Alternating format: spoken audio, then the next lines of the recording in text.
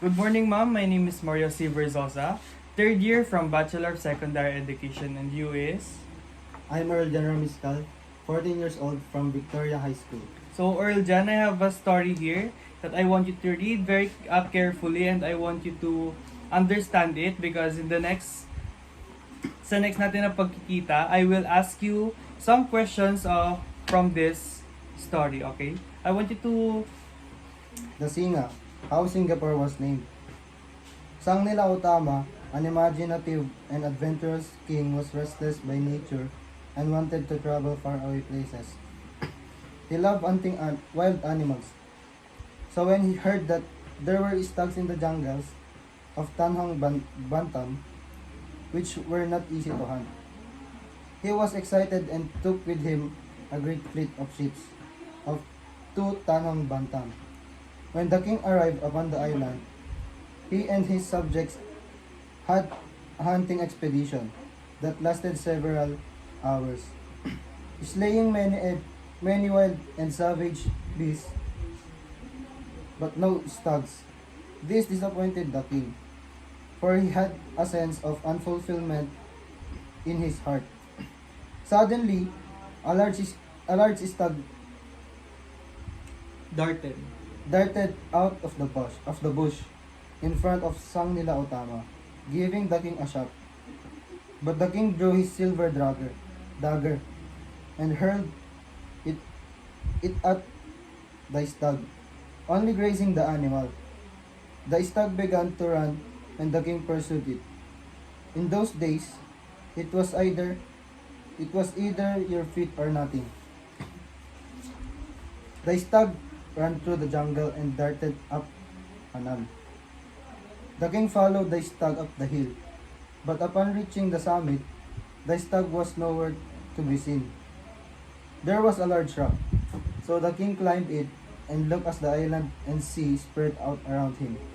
In the distance, he saw a stretch of white sand on the island. Sang Nila Utama was fascinated by the sight of the island. He turned to one of his subject who had followed him. What is the name of the island? The subject looked into the distance and smiled. That is Temasek, your highness. Then we are going here. We are going there. The king ordered his fleet to set sail and they began on their journey towards the island. Suddenly, the one clear blue skies were covered with black clouds.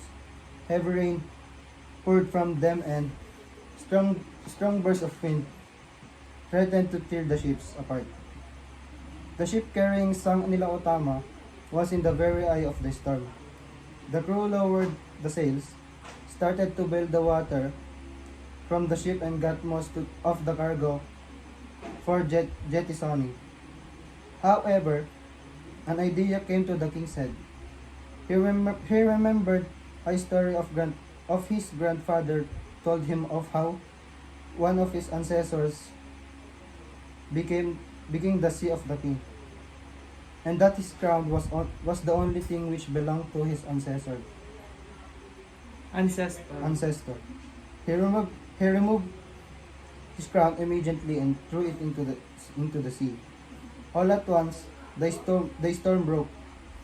As suddenly as it started, the sky began to clear, and crew gave a shout of joy, and set sail once more to the island of Temasek. When the king stepped upon the island, a creature stepped out of nowhere, and the king and his men were awestruck by the magnificent creature.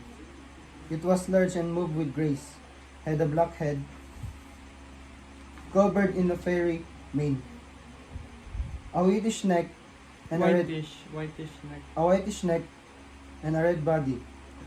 When the king drew his bow and arrow, the beast stared back at him with golden eyes, and let out a deafening roar before leaping into the jungle. What sort of animal was that? The king asked. A wise old man stepped forth. I have seen animals in portraits from the far west. Perhaps this is Singa. But I wonder how it got all the way here. This must be a great place if it breeds such a beautiful animal. Let us live here on the island of Singapore. So that is the story of the Singapura. So an example question, how did they discovered the Singapura, the place Singapura? So that is an example of questions that I'm going to ask you in the next by tomorrow. So that's all, and I thank you.